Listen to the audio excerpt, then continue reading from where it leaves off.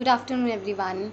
So, we are doing powers and exponents, and we have done the basic concept, and also we have studied the laws of powers and exponents. हमने powers and exponents के laws भी पढ़ लिए हैं और हमने basic concept भी पढ़ लिया है.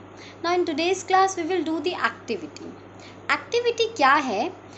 Suppose हमारे पास ये पेपर है, ठीक है. अभी मैंने इसको एक भी बार फोल्ड अगर नहीं किया है तो मेरे पास सिंगल पेपर है, ठीक है.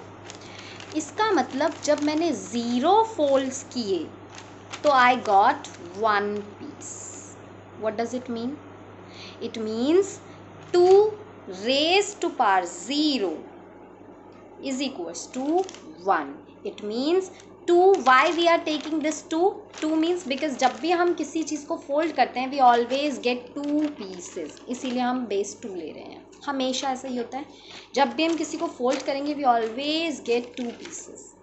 So 2 because हमने फोल्ड किया ही नहीं है it means 0 raise to power 0 हो गया इज इक्वल्स टू 1 बिकॉज जब हमने ज़ीरो फोल्ड किए तो हमारे पास वन पेपर था, वन पीस था, ठीक है. ना I will fold it once.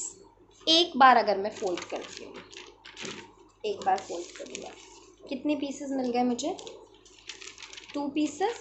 One piece is this and one piece is this. 2 pieces मिल गए.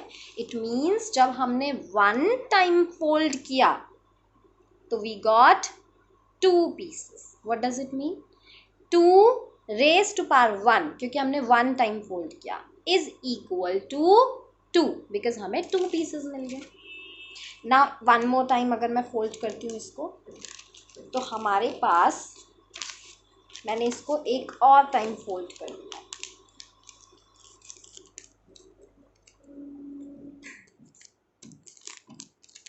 अभी मैंने कितने टाइम फोल्ड कर दिया? 2 टाइम्स, है ना. पहले ये पेपर था, इसको मैंने एक बार फोल्ड किया और दूसरी बार फोल्ड कर दिया, 2 टाइम्स फोल्ड किया, तो कितने पीसेस मुझे मिले? 4 पीसेस. इस कलर शीट में दिख रहे हैं ना, 1 2 3 4. इट मीन्स जब मैं 2 टाइम्स फोल्ड करती हूँ तो बेस तो 2 रहेगा, 2 raise to power 2. It means 2 times fold किया तो what does I get? 4. It means 2 raised to power 2 is equals to 4. है ना इंटरेस्टिंग? तो अभी जो है सिमिलरली अगर मैं इसको एक और बार फोल्ड कर दूं तो how many times I have fold it? 2 raised to power 3. इस बार 3 टाइम्स फोल्ड किया है तो आई थिंक आंसर आप खुद बता सकते हो कि मुझे 3 टाइम्स फोल्ड करने के बाद इसमें कितने पीसेस मिल गए होंगे. कितने पीसेस हैं ये?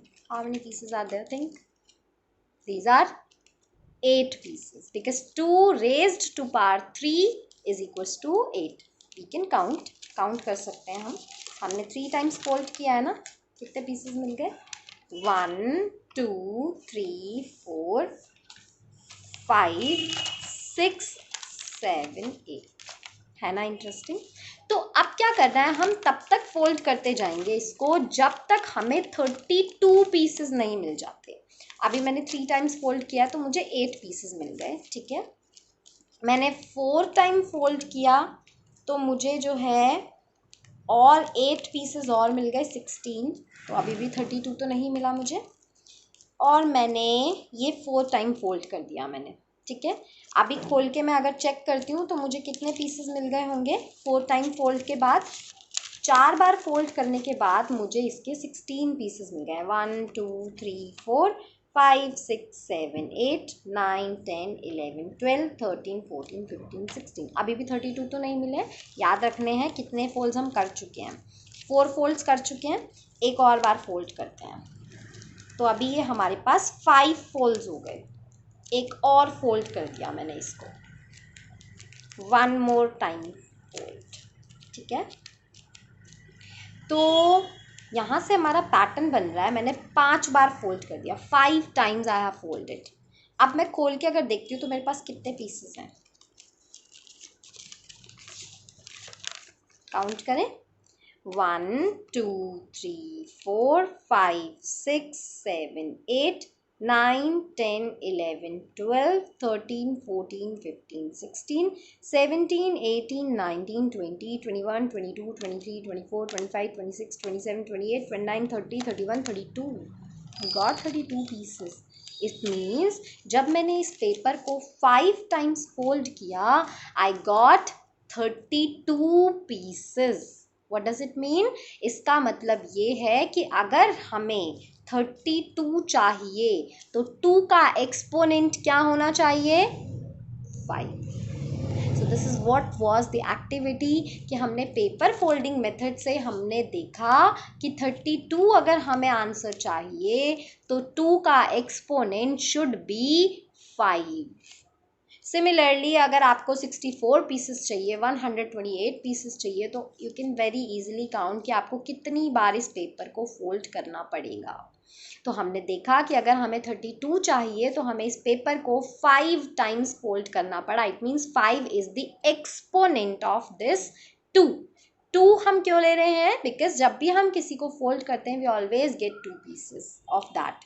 इट मीन्स अगर मैं इसको भी 2 बार एक फोल्ड करती हूँ तो मुझे 2 पीसेस मिल जाते हैं. So this is what was the activity paper folding method से. अब आपको करना क्या है, इस पेपर को ऐसे 5 टाइम्स फोल्ड कर दिया है ना, तो आपको बस करना कुछ नहीं है, इसका एक कॉर्नर अपनी कॉपी पे ऐसे फेविक्विक से ऐसे पेस्ट कर देना है. ठीक है, बाकी पेपर आपका ऐसे ही रहेगा. और दूसरी चीज़, इसमें आप चाहो तो ये सेपरेशंस क्लियरली दिख नहीं रहे हैं बहुत ज़्यादा क्लियरली, तो आप चाहो तो उसके ऊपर ना लाइंस ड्रॉ कर सकते हो सो दैट सेपरेशंस क्लियरली दिखें और हर एक पीस को नंबर दे सकते हो 1, 2, 3. अब आपको क्या करना है, जब आप ये फोल्ड कर लोगे, यू हैव गॉट 32 पीसेस, तो इस तरीके से आप नंबर्स लिख लेना सो दैट पीसेस काउंट हो जाएं. एंड जहाँ जहाँ पे भी फोल्ड की लाइनिंग आ रही थी उस लाइन को शो करने के लिए मैंने यहाँ पे ना लाइन ड्रॉ कर दिया so that it is clearly visible कि जब आप फोल्ड करे थे तो ये वाली लाइन ये दिख रही है ना, लाइन क्लियरली. तो यहाँ पे जितने भी फोल्ड्स की लाइंस हैं, इन लाइंस पे आप चाहो तो कलर्ड साइड पे भी कर सकते हो स्केच. मैंने इसको इस वाली साइड पे ऐसे स्केच पेन से सारा सेपरेशन फोल्डिंग का दिखा दिया है. तो इट मीन्स मैंने इसको 5 टाइम्स फोल्ड किया एंड 32. तो आप क्या करोगे, अपनी फाइल पे ये वाला कॉर्नर ऐसे पेस्ट कर दोगे यहाँ पे, तो बाकी पेपर आपका फ्री रहेगा और उसको ऐसे फोल्डेड फॉर्म में बुक के ऊपर रख दोगे इस तरीके से. ठीक है, तो आपका ये फाइल में कंप्लीट हो जाएगा.